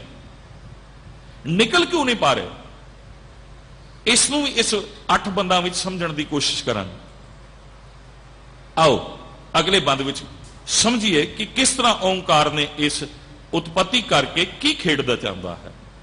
ਆਪੇ ਵੇਖ ਕਰੇ ਸਭ ਸਾਚਾ, ਆਪੇ ਪਨ ਕੜਾਹੇਂਦਾ। ਆਪੇ ਵੇਖ, ਵੱਖ ਵੱਖ ਕਿਸਮ, ਵੇਖ ਮਤਲਬ ਵੱਖ ਵੱਖ ਕਿਸਮ ਦੇ ਜੀਵ ਜੰਤ, ਵੱਖ ਵੱਖ ਕਿਸਮ ਦੇ ਪਦਾਰਥ, ਵੱਖ ਵੱਖ ਕਿਸਮ ਦੇ ਲਿਕਵਿਡ, ਵੱਖ ਵੱਖ ਕਿਸਮ ਦੀ ਹਵਾਵਾਂ, ਇਹ ਸਾਰਾ ਕੁਝ ਸੰਸਾਰ ਵਿੱਚ, ਸ੍ਰਿਸ਼ਟੀ 'ਚ ਉਸ ਪ੍ਰੀਤਮ ਨੇ ਬਣਾਇਆ, ਔਰ ਉਹਨਾਂ ਨੂੰ ਬਣਾ ਕੇ ਆਪ ਹੀ ਭੰਦਾ ਹੈ, ਉਹਨਾਂ ਨੂੰ ਆਪ ਹੀ ਤੋੜਦਾ ਹੈ। ਬਣਾਣਾ ਔਰ ਉਹਨੂੰ ਤੋੜਨਾ, ਆਵਾਗਮਨ ਦਾ ਇਹ ਖੇਡ ਸਤਿਗੁਰ ਨੇ ਆਪ ਰਚਾਇਆ ਹੈ। ਇਸ ਖੇਡ ਵਿੱਚ ਖੂਬਸੂਰਤੀ ਇਹ ਹੈ ਕਿ ਸਾਰੇ ਜੀਵਾਂ 'ਚ ਇੱਕ ਮਨੁੱਖ ਸ੍ਰੇਸ਼ਟ ਜੀਵ ਹੈ ਜਿਹੜਾ ਇਸ ਦੀ ਸਮਝ ਪਾ ਸਕਦਾ ਹੈ, ਕਿਉਂਕਿ ਉਸ ਅਕਾਲ ਪੁਰਖ ਨੇ ਸਾਨੂੰ ਅੱਖਰ ਦਾ ਗਿਆਨ ਦਿੱਤਾ ਹੈ, ਸ਼ਬਦ ਦਾ ਗਿਆਨ ਦਿੱਤਾ ਹੈ। ਉਸ ਸ਼ਬਦ ਦੇ ਗਿਆਨ ਨੂੰ ਗੁਰੂ ਨਾਨਕ ਪਿਤਾ ਨੇ, ਮੈਂ ਪਿਆਰਾ ਸਿੰਘ ਪੱਦਮ ਜੀ ਨੂੰ ਪੜ੍ਹ ਰਿਹਾ ਸੀ, ਉਹਨਾਂ ਨੇ ਬੜੀ ਖੂਬਸੂਰਤੀ ਦੇ ਨਾਲ ਸਾਨੂੰ ਸਮਝਾਣਾ ਕੀਤਾ। ਦੁਨੀਆ ਵਾਸਤੇ ਇਹ ਯੁੱਗ ਜਿਹੜਾ ਹੈ ਕਲਯੁਗ ਹੋਏਗਾ, ਲੇਕਿਨ ਗੁਰੂ ਨਾਨਕ ਦੇ ਸਿੱਖ ਵਾਸਤੇ ਇਹ ਯੁੱਗ ਗੁਰਬਾਣੀ ਯੁੱਗ ਹੈ। ਇਸ ਗੁਰਬਾਣੀ ਯੁੱਗ ਵਿੱਚ ਹਰ ਕਿਸਮ ਦੇ ਤਾਪ ਮਨੁੱਖ ਦੇ ਖਤਮ ਹੋ ਜਾਂਦੇ ਨੇ, ਹਰ ਕਿਸਮ ਦੇ ਦੁੱਖ ਦਰਦ ਮਨੁੱਖ ਦੇ ਜਿਹੜੇ ਆਤਮਿਕ ਦਰਦ ਨੇ, ਸਰੀਰਕ ਰੋਗ ਤੇ ਪਿਆਰਿਓ ਸਤਸੰਗੀਓ, ਸਾਨੂੰ ਦਵਾ ਦੇ ਨਾਲ ਦੂਰ ਕਰਨ ਦੀ ਸਤਿਗੁਰੂ ਨੇ ਸੋਝੀ ਬਖਸ਼ੀ ਹੈ। ਡਾਕਟਰ ਵੀ ਜਿਹੜੇ ਨੇ ਸਤਿਗੁਰੂ ਨੇ ਬਣਾਏ ਨੇ, ਵੈਦ ਵੀ ਸਤਿਗੁਰੂ ਨੇ ਬਣਾਏ ਨੇ। ਅੱਜ ਹਰ ਜੀਵ ਜੰਤੂ ਆਪਣਾ ਸਰੀਰ ਦਾ ਰੋਗ ਆਪਣੇ ਗਿਆਨ ਦੇ ਨਾਲ ਪੂਰਾ ਕਰ ਲੈਂਦਾ। ਤੁਸੀਂ ਜੀਵਾਂ ਵਿੱਚ ਦੇਖੋਗੇ ਨਾ, ਉਹ ਐਸੇ ਪੱਤੇ ਖਾਂਦੇ ਨੇ ਜਿਨ੍ਹਾਂ ਦੇ ਨਾਲ ਉਹਨਾਂ ਦੇ ਅੰਦਰ ਜੋ ਬਿਮਾਰੀ ਹੈ ਉਹ ਦੂਰ ਹੁੰਦੀ ਹੈ, ਲੇਕਿਨ ਮਨੁੱਖ ਨੇ ਐਸੇ ਕਿਸਮ ਦੇ ਜਿਹੜੇ ਨੇ ਸਾਲਟ ਬਣਾਏ ਨੇ ਜਿਨ੍ਹਾਂ ਨੇ ਉਹਨਾਂ ਦੇ ਅੰਦਰ ਦੀ ਬਿਮਾਰੀ ਦੂਰ ਹੋਵੇ, ਸਰੀਰ ਦੇ ਅੰਦਰ ਦੀ। ਲੇਕਿਨ ਮਨ ਰੋਗ ਦੀ ਬਿਮਾਰੀ ਜਿਹੜੀ ਹੈ ਇਹ ਸਿਰਫ ਸਤਿਗੁਰੂ ਦੂਰ ਕਰਦਾ ਹੈ। ਇਸੇ ਗੱਲ ਨੂੰ ਸਤਿਗੁਰੂ ਜੀ ਅਗਲੇ ਬੰਦ ਵਿੱਚ ਪਹਿਲਾਂ ਖੋਲਦੇ ਨੇ ਕਿ ਇਸ ਸਰੀਰ ਦੀ ਰਚਨਾ ਨੂੰ ਸਮਝੀਏ। ਆਓ ਬੰਦ ਨੂੰ ਸਮਝਣ ਦੀ ਕੋਸ਼ਿਸ਼ ਕਰੀਏ। ਹਾਂਜੀ, ਬਾਜੀ ਕਰ ਇੱਕ ਬਾਜੀ ਪਾਈ, ਪੂਰੇ ਗੁਰ ਤੇ ਨਦਰੀ ਆਈ। ਉਸ ਬਾਜੀਗਰ ਨੇ ਇੱਕ ਬਾਜੀ ਪਾਈ, ਜੀਵ ਜੰਤੂ ਬਣਾਏ, ਮਨੁੱਖ ਬਣਾਇਆ। ਹੁਣ ਮਨੁੱਖ ਨੂੰ ਸਰੀਰ ਦਿੱਤਾ ਹੈ ਔਰ ਇਸ ਸਰੀਰ ਵਿੱਚ ਜਿਣ ਦੀਆਂ ਸਾਰੀਆਂ ਪਾਵਰਾਂ ਦਿੱਤੀਆਂ ਹਨ। ਉਸ ਪ੍ਰਮਾਤਮਾ ਨੇ ਚੰਗਾ ਔਰ ਮੰਦਾ, ਝੂਠ ਔਰ ਸੱਚ, ਬਦੀ ਔਰ ਨੇਕੀ ਦੋ ਚੀਜ਼ਾਂ ਦੇ ਦਿੱਤੀਆਂ। ਹੁਣ ਫੈਸਲਾ ਅਸੀਂ ਕਰਨਾ ਹੈ, ਸਾਨੂੰ ਬਦੀ ਲੈਣੀ ਹੈ ਕਿ ਨੇਕੀ ਲੈਣੀ ਹੈ। ਅਸੀਂ ਕਦੀ ਪੈਟਰੋਲ ਪੀਂਦੇ ਨਹੀਂ, ਅਸੀਂ ਜਲ ਪੀਂਦੇ ਹਾਂ, ਕਿਉਂਕਿ ਜਲ ਸਾਡਾ ਜੀਵਨ ਹੈ। ਅਸੀਂ ਕਦੀ ਧਤੂਰਾ ਨਹੀਂ ਖਾਂਦੇ, ਜ਼ਹਿਰ ਨਹੀਂ ਖਾਂਦੇ, ਅਸੀਂ ਅਨਾਜ ਖਾਂਦੇ ਹਾਂ ਜਿਸ ਦੇ ਨਾਲ ਸਾਡਾ ਜੀਵਨ ਚੱਲਣਾ ਹੈ, ਇਹ ਸਵਾਸ, ਇਹ ਸਰੀਰ ਚੱਲਣਾ ਹੈ, ਇਸ ਨੂੰ એનર્ਜੀ ਮਿਲਣੀ ਹੈ। ਇਸ ਖੇਡ ਨੂੰ ਸਮਝਣਾ ਹੈ। ਕਈ ਬੰਦੇ, ਕਈ ਵਿਚਾਰਕ, ਕਈ ਜਿਹੜੇ ਚਤੁਰ ਸਿਆਣੇ ਮਨੁੱਖ ਨੇ ਨਾ, ਉਹ ਇਹ ਸਮਝਦੇ ਨੇ, ਦੇਖੋ ਨਾ ਜੀ, ਬੁਰਾਈ ਵੀ ਰੱਬ ਨੇ ਬਣਾਈ ਹੈ ਤੇ ਬੰਦਾ ਕਰ ਰਿਹਾ, ਤੇ ਅਛਾਈ ਵੀ ਰੱਬ ਨੇ ਬਣਾਈ ਹੈ, ਫਿਰ ਬੰਦਾ ਕਿਉਂ ਨਹੀਂ ਕਰ ਰਿਹਾ? ਚੰਗਾ ਵੀ ਤੇ ਰੱਬ ਜੀ ਨੇ ਬਣਾਇਆ। ਚੰਗੀਆਂ ਹਵਾਵਾਂ ਜੇ ਮਨੁੱਖ ਲੈਣਾ ਚਾਹੁੰਦਾ ਹੈ, ਬਦਬੂ ਨਹੀਂ ਲੈਣਾ ਚਾਹੁੰਦਾ, ਜਿੱਥੇ ਬਦਬੂ ਹੋਵੇ ਉੱਥੋਂ ਭੱਜਦਾ ਹੈ, ਆਪਣੇ ਨੱਕ ਤੇ ਰੁਮਾਲ ਰੱਖ ਲੈਂਦਾ ਹੈ। ਜਿੱਥੇ ਕੋਈ ਗਲਤ ਚੀਜ਼ ਹੋਵੇ, ਜਿੱਥੇ ਕੋਈ ਮੌਤ ਦਿਖਦੀ ਹੋਵੇ ਕਿ ਇਸ ਖਾਣੇ ਨੂੰ ਖਾ ਕੇ, ਇਸ ਭੋਜਨ ਨੂੰ ਖਾ ਕੇ ਮੌਤ ਆ ਜਾਏਗੀ, ਉਹ ਭੋਜਨ ਨਹੀਂ ਖਾਣ ਨੂੰ ਤਿਆਰ ਤੇ ਨਾ ਹੀ ਦੂਸਰਿਆਂ ਨੂੰ ਖਾਣ ਦਿੰਦਾ ਹੈ। ਤੇ ਫਿਰ ਇਸ ਜੀਵਨ ਵਿੱਚ ਜਿਹੜੀ ਨੇਕੀ ਸਤਿਗੁਰੂ ਆਪਣੇ ਗੁਣਾਂ ਨੂੰ ਜਿਹੜਾ ਦਿੰਦਾ ਹੈ, ਪ੍ਰੇਮ ਦਾ ਗੁਣ, ਸਤ ਦਾ ਗੁਣ, ਬੈਰਾਗ ਦਾ ਗੁਣ, ਖਿਮਾ ਦਾ ਗੁਣ, ਨਿਮਰਤਾ ਦਾ ਗੁਣ, ਇਸ ਨੂੰ ਕਿਉਂ ਨਹੀਂ ਲੈਣਾ ਚਾਹੁੰਦਾ? ਹਰ ਟਾਈਮ ਉਹ ਈਰਖਾ, ਦਵੇਸ਼, ਨਫ਼ਰਤ ਹੀ ਲੈਂਦਾ ਰਹਿੰਦਾ ਹੈ। ਹਰ ਟਾਈਮ ਉਹ ਕਿਸੇ ਨਾ ਕਿਸੇ ਨਾਲ ਘਿਰਨਾ ਕਰਦਾ ਹੈ। ਹਰ ਟਾਈਮ ਆਪਣੇ ਹਉਮੈ ਦੀ ਮਾਰ ਦੇ ਅੰਦਰ ਕਿਸੇ ਨੂੰ ਢਾਉਣਾ ਚਾਹੁੰਦਾ ਹੈ, ਕਿਉਂਕਿ ਮੈਂ ਅੱਗੇ ਹੋ ਜਾ, ਮੈਂ ਵੱਡਾ ਹੋ ਜਾ। ਇਹ ਜੀਵਨ ਦੇ ਵੱਖ-ਵੱਖ ਪਹਿਲੂ ਨੇ। ਭੋਜਨ ਦੇ ਨਾਲ ਮਨ ਦੇ ਰੋਗ ਦੀ ਸਾਰੀ ਅਵਸਥਾ ਸਮਝਣ ਦੀ ਲੋੜ ਹੈ। ਆਓ ਅਗਲੇ ਬੰਦ ਵਿੱਚ ਸਮਝਣ ਦੀ ਕੋਸ਼ਿਸ਼ ਕਰੀਏ। ਸਦਾ ਅਲਿਪਤ ਰਹੇ ਗੁਰ ਸ਼ਬਦੀ, ਸਾਚੇ ਸਿਉ ਚਿਤ ਲਾਇੰਦਾ। ਸਤਿਗੁਰੂ ਨੇ ਬਾਜੀਗਰ ਨੇ ਬਾਜੀ ਬਣਾਈ ਔਰ ਇਸ ਬਾਜੀ ਦੀ ਸਮਝ ਵਾਸਤੇ ਗੁਰੂ ਦੇ ਸ਼ਰਨ ਵਿੱਚ ਆਉਣ ਦੀ ਲੋੜ ਹੈ ਔਰ ਇਸ ਸ਼ਰਨ ਵਿੱਚ ਪਹਿਲਾਂ ਸਰੈਂਡਰ ਕਰਨ ਦੀ ਲੋੜ ਹੈ। ਇਹਨਾਂ ਦੋ ਬੰਦਾਂ ਦੇ ਵਿੱਚ ਸਤਿਗੁਰੂ ਨੇ ਸਮਝਾਇਆ। ਹੁਣ ਇਸ ਬੰਦ ਦੇ ਅਗਲੀ ਤੁਕ ਦੇ ਅੰਦਰ, ਅਗਲੇ ਸਫੇ ਦੇ ਅੰਦਰ ਸਤਿਗੁਰੂ ਸਮਝਾਣਾ ਕਰਦੇ ਨੇ ਕਿ ਇਸ ਦੀ ਸਮਝ ਜਦ ਗੁਰੂ ਕੋਲੋਂ ਲੈ ਲਈਏ ਤੇ ਸਾਨੂੰ ਗੁਰੂ ਦੇ ਤਰੀਕੇ ਅਨੁਸਾਰ ਹੀ ਜੀਵਨ ਬਣਾਉਣਾ ਪਏਗਾ। ਆਪਣਾ ਤਰੀਕਾ ਨਹੀਂ ਚਲੇਗਾ। ਗੁਰੂ ਦੇ ਦੱਸੇ ਹੋਏ ਮਾਰਗ ਤੇ ਹੀ ਇਸ ਮਾਰਗ ਵਿੱਚ ਸਫਲਤਾ ਆ ਸਕਦੀ ਹੈ। ਬਿਨਾਂ ਗੁਰੂ ਦੇ ਦਿੱਤੇ ਹੋਏ ਹੁਕਮੀ ਉਪਦੇਸ਼ ਨੂੰ, ਸ਼ਬਦ ਗੁਰੂ ਤੋਂ ਬਿਨਾਂ ਸਾਨੂੰ ਹੋਰ ਕੋਈ ਰਾਸਤਾ ਨਹੀਂ ਹੈ ਜਿਹੜਾ ਕਿ ਸਿੱਧਾ ਰਾਹ ਤੇ ਪਾ ਸਕੇ। ਬਹੁਤ ਸਾਰੇ ਮਨੁੱਖ ਆਪਾਂ ਦੇਖ ਰਹੇ ਹਾਂ, ਗੁਰੂ ਨਾਨਕ ਪਿਤਾ ਤੋਂ ਪਹਿਲਾਂ ਵੀ ਕਈ ਜੋਗੀ, ਕਈ ਐਸੇ ਆਪਣੇ ਆਪ ਨੂੰ ਕਹਿਣ ਵਾਲੇ ਸੰਨਿਆਸੀ ਲੋਕਾਂ ਨੂੰ ਠੱਗਦੇ ਚਲੇ ਆ ਰਹੇ ਸਨ। ਜਗਨਨਾਥਪੁਰੀ ਦੀ ਅੰਦਰ ਸਾਖੀ ਇੱਕ ਅਸੀਂ ਸਮਝਦੇ ਹਾਂ, ਗੜਵਾ ਲੈ ਕੇ ਬੈਠਾ ਸੀ, ਉੱਥੇ ਲੱਖਾਂ ਦਾ ਇਕੱਠ ਹੁੰਦਾ ਸੀ, ਉਹਨਾਂ ਨੂੰ 3 ਲੋਕਾਂ ਦੇ ਦਰਸ਼ਨ ਕਰਾਉਂਦਾ ਸੀ। ਜਦ ਸਤਿਗੁਰੂ ਪਿਤਾ ਨੇ ਮਰਦਾਨਾ ਜੀ ਨੂੰ ਕਿਹਾ, ਇਹ ਗੜਵਾ, ਇਹ ਘੜਾ ਜਿਹੜਾ ਚੱਕ ਕੇ ਝਾੜੀਆਂ ਵਿੱਚ ਰੱਖਾਓ, ਤੇ ਉਹ ਝਾੜੀਆਂ 'ਚ ਰੱਖ ਦਿੱਤਾ ਗਿਆ। ਜਦ ਉਸ ਜੋਗੀ ਦੇ, ਉਸ ਸਾਧ ਦੀ ਅੱਖਾਂ ਖੁੱਲੀਆਂ, ਸਾਹਮਣੇ ਗੜਵਾ ਨਹੀਂ ਦੇਖਿਆ, ਜਿਸ ਦੇ ਕਾਰਨ ਇਹ ਸਾਰਾ ਪ੍ਰਪੰਚ ਕਰ ਰਿਹਾ ਸੀ, ਇਹ ਸਾਰਾ ਡਰਾਮਾ ਕਰ ਰਿਹਾ ਸੀ, ਤੇ ਬੜਾ ਗੁੱਸਾ ਵਿੱਚ ਆ ਗਿਆ। ਜਦ ਸਤਿਗੁਰੂ ਨੇ ਸਾਰੇ ਉਸ ਦੇ ਹੀਲੇ ਜੰਤਰਾਂ ਮੰਤਰਾਂ ਦੇ ਖਤਮ ਹੁੰਦੇ ਦੇਖੇ ਤੇ ਉਸ ਦੇ ਕੋਲ ਜਾ ਕੇ ਕਿਹਾ ਕਿ ਆਓ ਅਸੀਂ ਇਹ ਗੜਵਾ ਜਿਹੜਾ ਹੈ ਜਾਂ ਇਹ ਘੜਾ ਜਿਹੜਾ ਹੈ ਇਹ ਤਿੰਨਾਂ ਲੋਕਾਂ 'ਚ ਹੀ ਕਿਧਰੇ ਹੋਏਗਾ ਨਾ ਜੋਗੀ ਜੀ, ਆਪਾਂ ਲੱਭ ਲਈਏ, ਫਿਰ ਤੋਂ ਆਪਾਂ ਧਿਆਨ ਮਗਨ ਹੋਈਏ।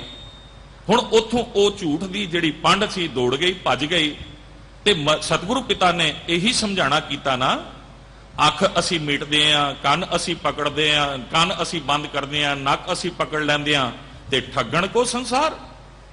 ਇਹ ਲੋਕ ਪ੍ਰਚਾਰਾ ਦੀ ਅਵਸਥਾ ਸਾਡੀ ਬਣ ਚੁੱਕੀ ਹੈ। ਤੇ ਇਸ ਬੰਦ ਦੇ ਅੰਦਰ ਸਤਿਗੁਰੂ ਪਿਤਾ ਕਹਿੰਦੇ ਨੇ ਸਤਿਗੁਰੂ ਦੇ ਸ਼ਰਨ ਪੇ ਬਿਨਾ ਅਸੀਂ ਇਸ ਜੀਵਨ ਵਿੱਚ ਸਫਲ ਨਹੀਂ ਹੋ ਸਕਦੇ। ਹੁਣ ਸ਼ਰਨ ਪੈਣ ਦੀ ਗੱਲ ਜਿਹੜੀ ਸਮਝਣ ਦੀ ਹੈ ਉਹ ਆਤਮ ਸਮਰਪਣ ਦੀ ਹੈ।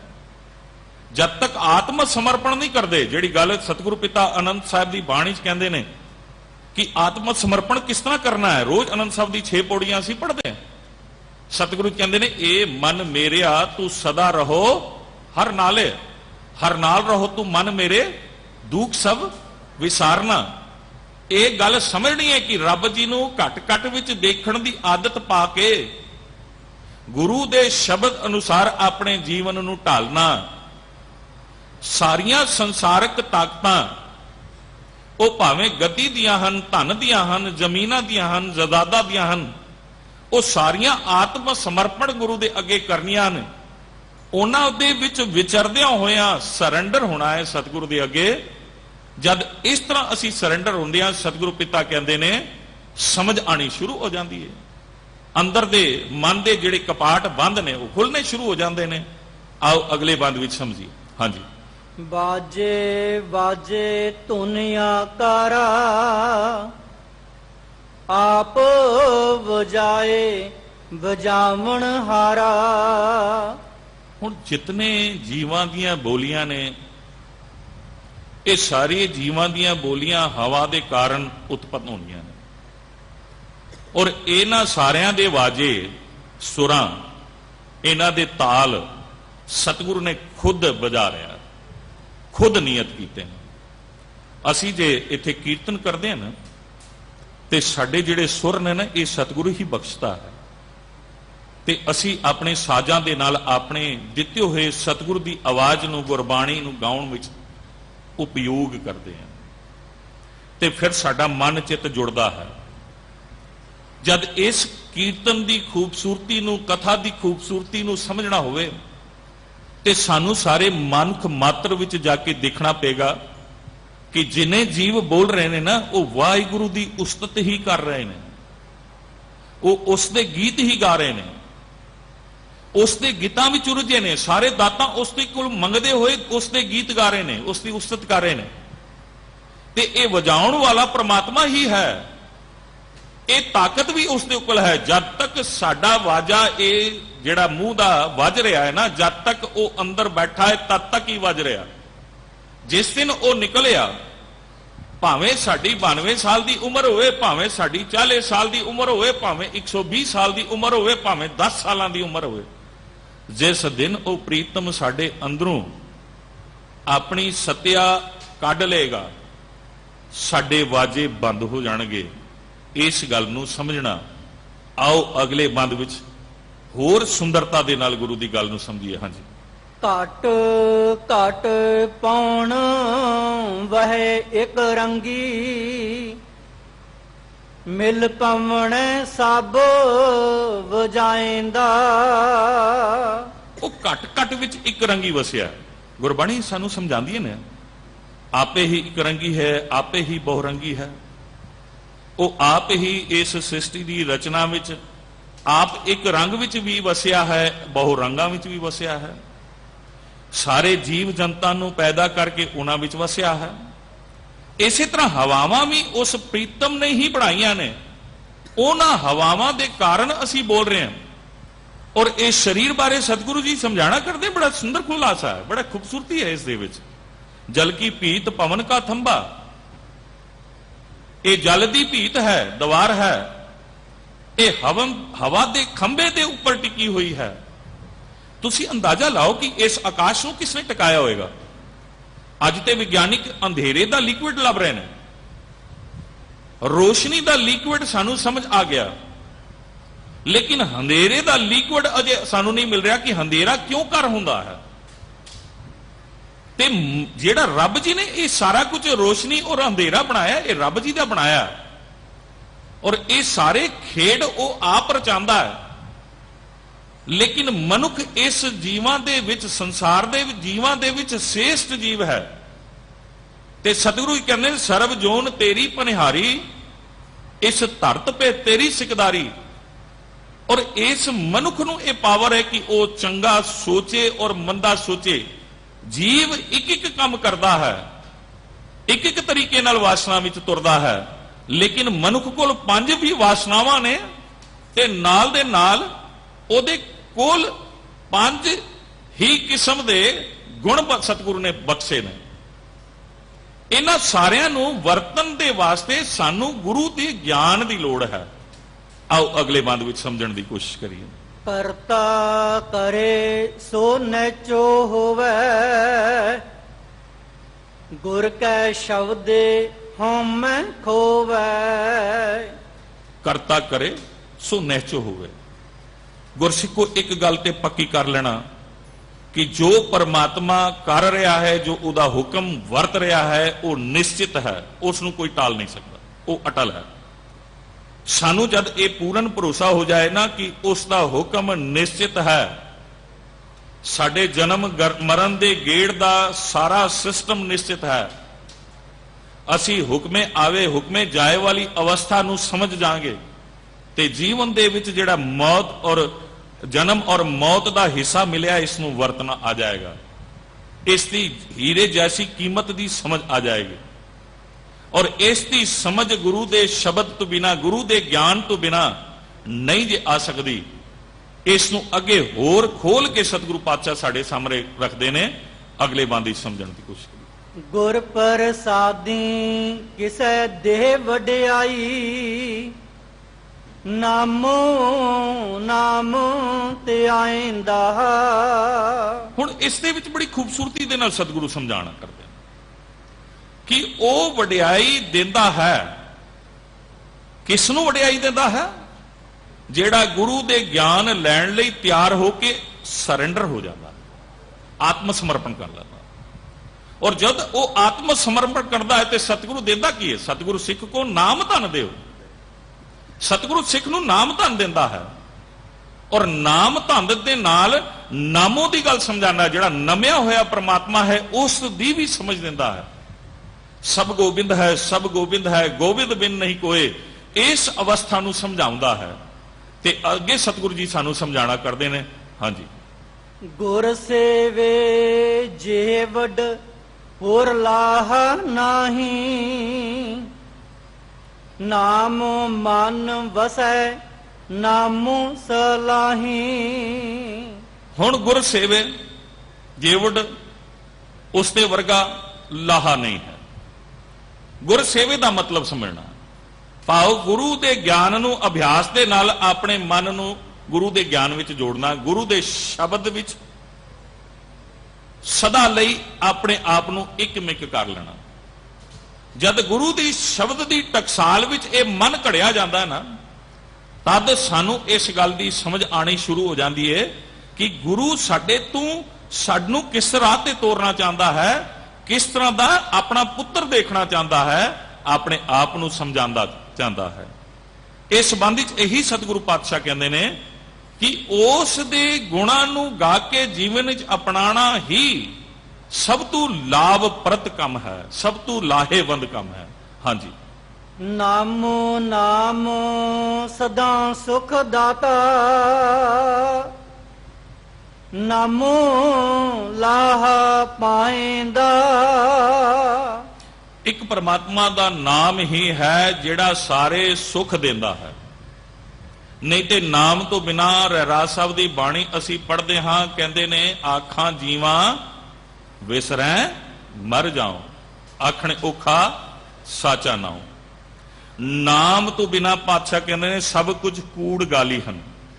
ਸਿਮਰਤ ਵੇਦ ਪੁਰਾਨ ਪੁਕਾਰਨ ਪੋਥੀਆਂ, ਨਾਮ ਬਿਨਾ ਸਭ ਕੂੜ ਗਾਲੀ ਹੋਛੀਆਂ। ਅਸੀਂ ਜਿਤਨੇ ਮਰਜ਼ੀ ਗਿਆਨ ਇਕੱਠੇ ਕਰ ਲਈਏ, ਜੇ ਰੱਬ ਜੀ ਦੀ ਸੱਤਿਆ ਔਰ ਰੱਬ ਜੀ ਦੇ ਨਾਮਣੇ ਨੂੰ ਅਸੀਂ ਨਾ ਆਪਣੇ ਆਪ ਨੂੰ ਸਰੈਂਡਰ ਹੋ ਕੇ ਗੁਰੂ ਦੇ ਤਰੀਕੇ ਨਾਲ ਸਮਝਣ ਦੀ ਔਰ ਜੀਣ ਦੀ ਕੋਸ਼ਿਸ਼ ਕੀਤੀ, ਤੇ ਸਤਿਗੁਰੂ ਪਾਤਸ਼ਾਹ ਕਹਿੰਦੇ ਨੇ ਇਹ ਸਾਰਾ ਵਿਅਰਥ ਹੋਏਗਾ, ਤੇ ਇਸ ਦਾ ਲਾਹਾ ਤਦ ਮਿਲੇਗਾ ਜਦ ਅਸੀਂ ਸਿਮਰਨ ਦੇ ਨਾਲ, ਸਤਿਗੁਰੂ ਦੇ ਸ਼ਬਦ ਦੇ ਨਾਲ ਆਪਣੇ ਆਪ ਨੂੰ ਇਕਮਿਕ ਕਰਾਂਗੇ। ਹਾਂਜੀ। ਬਿਨ ਨਾਮੈ ਸਭ ਦੁਖ ਸੰਸਾਰਾ, ਬਹੁ ਕਰਮ ਕਮਾਵੈ ਵਧੇ ਬੇਕਾਰਾ। ਇਸ ਸੰਸਾਰ ਵਿੱਚ ਨਾਮ ਤੋਂ ਬਿਨਾ ਸਭ ਦੁੱਖ ਹੈ, ਦੁੱਖ ਹੀ ਦੁੱਖ ਹੈ। ਸਤਿਗੁਰੂ ਪਾਤਸ਼ਾਹ ਕਹਿੰਦੇ ਨੇ ਇਸ ਸੰਸਾਰ ਵਿੱਚ ਸਭ ਕੁਝ ਦੁੱਖ ਹੈ। ਗੱਲ ਨੂੰ ਸਮਝੋ, ਦੁੱਖ ਕਿਉਂ ਹੈ? ਕਿਉਂਕਿ ਸੰਸਾਰ ਰੋਗੀ ਨਾਮ ਦਾਰੂ ਮੈਲ ਲਾਗੈ ਸੱਚ ਬਿਨਾ। ਜਦ ਤੱਕ ਗੁਰੂ ਦੀ ਸੱਚ ਔਰ ਉਸ ਪ੍ਰਮਾਤਮਾ ਦੀ ਸੱਚਤਾ ਨੂੰ ਅਸੀਂ ਨਹੀਂ ਸਮਝ ਪਾਵਾਂਗੇ ਔਰ ਉਸ ਨੂੰ ਨਹੀਂ ਜੀਵਾਂਗੇ ਤੇ ਸਾਨੂੰ ਦੁੱਖ ਹੀ ਲੱਗਣਗੇ, ਔਰ ਨਾਮ ਦੇ ਨਾਲ ਸਾਰੇ ਸੁੱਖ ਸਾਡੀ ਝੋਲੀ 'ਚ ਪੈ ਜਾਣਗੇ। ਜਦ ਅਸੀਂ ਨਾਮ ਦੀ ਦਾਤ ਮੰਗਦੇ ਹਾਂ, ਨਾਮ ਦੇ ਬਾਰੇ ਅਰਦਾਸ ਕਰਦੇ ਹਾਂ, ਤੇ ਸੰਸਾਰ ਦੇ ਸੁੱਖ ਆਟੋਮੈਟਿਕ ਆਪਣੀ ਝੋਲੀ 'ਚ ਪੈ ਜਾਂਦੇ ਨੇ। ਹਾਂਜੀ। ਨਾਮ ਨ ਸੇਵੈ ਕਿਉ ਸੁਖ ਪਾਈਐ, ਬਿਨ ਨਾਮੈ ਦੁਖ ਪਾਏਂਦਾ। ਜਦ ਅਸੀਂ ਨਾਮ ਸੇਵਿਆ ਹੀ ਨਹੀਂ, ਅਸੀਂ ਗੁਰੂ ਦੀ ਬਾਣੀ ਨੂੰ ਪੜ੍ਹਿਆ ਹੀ ਨਹੀਂ, ਵਿਚਾਰਿਆ ਹੀ ਨਹੀਂ, ਮਨ ਬਚਨ ਕਰਮ ਕਰਕੇ ਨਾ ਸਿਮਰਨ ਕੀਤਾ। ਇੱਕ ਬੱਚੇ ਦਾ ਸਵਾਲ ਆ ਗਿਆ ਅਰਦਾਸ ਵਿੱਚ 3 ਵਾਰ ਵਾਹਿਗੁਰੂ ਵਾਹਿਗੁਰੂ ਸ਼ਬਦ क्यों आया अरदास ਵਿੱਚ? फिर मैं सर्वत खालसा जी के अरदास सर्वत खालसा जी को वाहिगुरु वाहिगुरु वाहिगुरु चित आवे। जद असी बाणी पढ़ांगे सतगुरु समझा देणगे कि सिख ने मन बचन कर्म करके ये वाहिगुरु शब्द पढ़ना है, सिर्फ रसना तक सीमित नहीं रहना। असी सुखमनी साहब की बाणी पढ़ते हैं, सतगुरु जी समझाना करते हैं, उस सत मन में कर निरंकार, कर मन मेरे सत व्यवहार, निर्मल रसना अमृत पियो, सदा सुहेला कर ले जियो, नैनो पेख ठाकुर। ये सिमरन अखां दा भी है, ये सिमरन पैरां दा भी है, ये सिमरन हथ दा भी है। कर हर कर्म सरवण हर कथा कन्ना दा भी सिमरन है। इस शरीर ने सारे क्रियावां गुरु दे अनुसार करके इस सिमरन नूं पाना है। हाँ जी। आपे करे तै आप कराए, गुर प्रसादी किसे बुझाए। वो आप सब कुछ कर रहा ते आप करा रहा। गुर प्रसादी आप बुझाए, गुरु दे ज्ञान राही प्रसादी मतलब किरपा, मेहर, दृष्टि, ज्ञान। जद गुरु दे शब्द दा ज्ञान मन कबूल लैंदा है, भाव मन गुरु दे कमांड विच आ जांदा है, ते ओ फिर इस संसार विच सफल हो जांदा है। ते जो कुछ कर रहा है इसनूं अपने मन दे विच, अपने हिरदे विच, अपने दिमाग विच पक्का कर लैंदा है। सतगुरु ही करन करावण हार है, होर कोई इस संसार विच दूजा तीजा चौथा या करोड़ा नहीं ने। हाँ जी। गुरमुख होवे से बंधन तोड़े, मुक्ति के कर पाएंदा। हुण बड़ी स्पष्टता दी ना सतगुरु ने, खूबसूरती देती। गुरमुख होवे तां बंधन तोड़दा। गुरमुख कौन है? जेड़ा गुरु दे मुख तो उचारण कीती हुई बाणी नूं जीवदा है, मन बचन करन करके जींदा है। वो सिमरन भी करदा है ते ओनू जीवदा है, वो नितनेम करदा है ते उसनू जीवदा है, वो गुरबाणी दे अर्थ पढ़दा है ते उसनू जीवदा है, वो खलकत विच जांदा है ते वो अवल अल्लाह नूर उपाया। हुणे भाई साहब सानू कीर्तन दे विच शब्द सुना रहे से कीर्तनी सिंह सत्कारयोग, अवल अल्लाह नूर उपाया, कुदरत के सब बंदे एक नूर ते सब जग उपजिया, कौन भले को मंदे। इसकी समझ आ जाती है। वो गुरमुख अपने आप नूं गुरु की सत्या विच ले आंदा है। जद गुरु की सत्या विच ले आंदा है, गुरु के हुक्म विच ले आंदा है, ते उसका जीवन सफल होता है। हाँ जी। गुरमुख होवे सो बंधन तोड़े, मुक्ति के कर पाएंदा। जद बंधन टुटते ने ते मुक्ति दा इस संसार विच विषय विकारां दी मुक्ति प्राप्त होंदी है। ਇਸ ਸੰਸਾਰ ਵਿੱਚ ਇਸ ਜਨਮ ਵੀ ਸਫਲ ਕਰਦਾ ਹੈ ਤੇ ਅਗਲਾ ਜਨਮ ਵੀ ਸਫਲ ਕਰਦਾ ਹੈ। ਭਾਵ ਇਹ ਅੱਜ ਦੇ ਸਵਾਸਾਂ ਨੂੰ ਵੀ ਸਫਲ ਕਰਦਾ ਹੈ ਤੇ ਅਗਲੇ ਦਿਨਾਂ ਦੇ ਸਵਾਸਾਂ ਨੂੰ ਵੀ ਸਫਲ ਕਰਨ ਲਈ ਤਿਆਰ ਹੁੰਦਾ ਹੈ। ਜਨਮ ਦੇ ਟਾਈਮ ਵੀ ਆਪਣੇ ਜੀਵਨ ਨੂੰ ਸਫਲ ਕਰਦਾ ਹੈ, ਆਪਣੇ ਪਰਿਵਾਰ ਦੇ ਜੀਵਨ ਨੂੰ ਸਫਲ ਕਰਦਾ ਹੈ ਤੇ ਮੌਤ ਤੋਂ ਬਾਅਦ ਵੀ ਆਪਣੇ ਜੀਵਨ ਨੂੰ ਉਸ ਦੇ ਦਰ ਤੇ ਪ੍ਰਵਾਨ ਚੜਾ ਲੈਂਦਾ ਹੈ। ਇਹ ਸਭ ਤੋਂ ਵੱਡੀ ਮੁਕਤੀ ਦੀ ਗੱਲ ਉਹਨੂੰ ਸਮਝ ਆ ਜਾਂਦੀ ਹੈ। ਹਾਂਜੀ, ਇਸ ਗੱਲ ਨੂੰ ਜਦ ਅਸੀਂ ਸਮਝਦੇ ਹਾਂ ਤੇ ਸਾਡਾ ਜੀਵਨ ਜਿਹੜਾ ਹੈ ਸਫਲਤਾ ਦੇ ਮਾਰਗ ਤੇ ਤੁਰ ਪੈਂਦਾ। ਸਾਡੇ ਜੀਵਨ ਨੂੰ ਸਫਲਤਾ ਦਾ ਮਾਰਗ ਜੇ ਬਖਸ਼ਦਾ ਹੈ ਤੇ ਉਹ ਇੱਕੋ ਇੱਕ ਗੁਰੂ ਦਾ ਸ਼ਬਦ, ਗੁਰੂ ਗ੍ਰੰਥ ਸਾਹਿਬ ਦੀ ਦਰ ਦੇ ਉੱਪਰ ਆਤਮਿਕ ਸਮਰਪਣ ਹੈ, ਸਰੈਂਡਰ ਹੈ। ਸਾਨੂੰ ਜਦ ਤੱਕ ਗੁਰੂ ਸ਼ਬਦ ਦੀ ਕਮਾਂਡ ਜਦ ਤੱਕ ਸਾਡੇ ਮਨ ਨੂੰ ਨਹੀਂ ਪ੍ਰਾਪਤ ਹੁੰਦੀ, ਅਸੀਂ ਜੀਵਨ ਸਫਲ ਨਹੀਂ ਕਰ ਸਕਦੇ। ਭਾਵੇਂ ਜਿਨੇ ਮਰਜ਼ੀ ਵੱਡੇ ਅਹੁਦਿਆਂ ਤੇ ਸੰਸਾਰ ਦੀ ਜਿੰਨੀ ਮਰਜ਼ੀ ਪ੍ਰਾਪਤੀ ਕਰ ਲੈਣ। ਮੈਂ ਕਈ ਵਾਰੀ ਵਿਚਾਰ ਕਰਦਾ ਕਿ ਸਾਡੇ ਪਰਿਵਾਰ ਜਿਹੜੇ ਨੇ ਪਾਕਿਸਤਾਨ ਤੋਂ ਆਏ, ਉਹ ਪਾਕਿਸਤਾਨ ਤੋਂ ਕਿਉਂ ਆਏ ਸਨ? ਉਹ ਧਨ ਕਮਾਉਣ ਆਏ ਸਨ, ਜਾਇਦਾਦ ਬਣਾਉਣ ਆਏ ਸਨ, ਕਿ ਉਹ ਗੱਡੀਆਂ ਇਕੱਠੀਆਂ ਕਰਨ ਆਏ ਸਨ, ਜਾਂ ਉਹ ਮੰਤਰੀ ਬਣਨ ਆਏ ਸਨ, ਜਾਂ ਉਹ ਪ੍ਰਧਾਨ ਬਣਨ ਆਏ ਸਨ? ਇਸ ਧਰਤੀ ਤੇ ਆਉਣ ਦਾ ਮਕਸਦ ਸੀ ਕਿ ਸਾਡੀ ਗੁਰੂ ਦੀ ਦਿੱਤੀ ਹੋਈ ਸਿੱਖੀ ਔਰ ਸਾਡੀ ਦਿੱਤੀ ਹੋਈ ਗੁਰਬਾਣੀ ਸਾਡੇ ਤੋਂ ਦੂਰ ਨਾ ਹੋ ਜਾਏ। ਅਸੀਂ ਉਸ ਗੁਰਬਾਣੀ ਨੂੰ ਇੱਥੇ ਆਜ਼ਾਦੀ ਦੇ ਨਾਲ ਜੀ ਸਕਾਂਗੇ, ਇਸ ਗੱਲ ਨੂੰ ਧਈਆ ਕਰਕੇ ਆਏ ਸੀ। ਤੇ ਹੌਲੀ ਹੌਲੀ ਅਸੀਂ ਉਸ ਮਾਇਆ ਦੇ ਐਸੇ ਚੱਕਰ ਵਿੱਚ ਫਸ ਗਏ। ਅੱਜ ਸਾਡੇ ਤੋਂ ਸਿੱਖੀ ਦੂਰ ਹੋ ਗਈ ਤੇ ਅਸੀਂ ਸੰਸਾਰ ਵਿੱਚ ਪ੍ਰਾਪਤੀਆਂ ਬਹੁਤ ਸਾਰੀਆਂ ਕਰ ਲਈਆਂ। ਭਾਵੇਂ ਅਮਰੀਕਾ ਵਿੱਚ ਜਾ ਕੇ ਪ੍ਰਾਪਤੀਆਂ ਕੀਤੀਆਂ, ਭਾਵੇਂ ਕੈਨੇਡਾ ਵਿੱਚ ਕੀਤੀਆਂ, ਭਾਵੇਂ ਇਸ ਭਾਰਤ ਵਿੱਚ ਕੀਤੀਆਂ, ਲੇਕਿਨ ਅਸਲ ਪ੍ਰਾਪਤੀ ਜਿਹੜੀ ਗੁਰੂ ਦੀ ਪ੍ਰਾਪਤੀ ਸੀ, ਗੁਰੂ ਦੇ ਗਿਆਨ ਦੀ ਪ੍ਰਾਪਤੀ ਸੀ, ਗੁਰੂ ਦੇ ਸ਼ਬਦ ਤੇ ਜੀਣ ਦੀ ਪ੍ਰਾਪਤੀ ਸੀ, ਉਹ ਅਸੀਂ ਨਹੀਂ ਜੇ ਕਰ ਸਕੇ।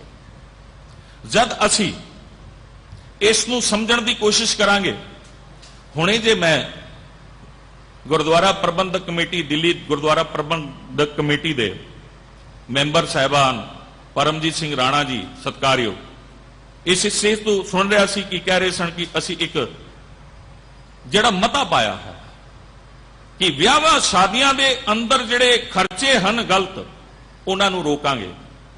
ਬੜੀ ਮੁਬਾਰਕ ਹੈ ਜੇ ਇਸ ਤਰ੍ਹਾਂ ਪ੍ਰਬੰਧਕ ਕਮੇਟੀਆਂ, ਇਸ ਦਿੱਲੀ ਕਮੇਟੀ ਦੇ ਪ੍ਰਧਾਨ ਸਾਹਿਬ, ਧਰਮ ਪ੍ਰਚਾਰ ਕਮੇਟੀ ਦੇ ਕੁਲਮੋਹਨ ਸਿੰਘ ਜੀ ਸਤਿਕਾਰਯੋਗ, ਮਨਜੀਤ ਸਿੰਘ ਜੀਕੇ ਜੀ, ਜੇ ਇਸ ਤਰ੍ਹਾਂ ਦੇ ਸੰਗਤ ਵਿੱਚ ਵਿਚਾਰ ਲੈ ਕੇ ਆਣ ਔਰ ਸਾਡੇ ਜੀਵਨ ਵਿੱਚ ਜਿਹੜੀ ਤਰੁੱਟੀਆਂ ਨੇ, ਸਮਾਜਿਕ ਤਰੁੱਟੀਆਂ ਨੇ, ਉਹ ਖਤਮ ਕਰਨ ਵਾਸਤੇ ਉਪਰਾਲੇ ਕਰਨ ਤੇ ਅਸੀਂ ਉਸ ਦੇ ਵਿੱਚ ਸਹਿਯੋਗ ਪਾਈਏ ਤੇ ਜਿਹੜੀਆਂ ਪ੍ਰਬੰਧਕ ਕਮੇਟੀਆਂ ਨੇ ਨਾ, ਉਹ ਵੀ ਆਪਣੇ ਆਪ ਨੂੰ ਬਦਲਣ।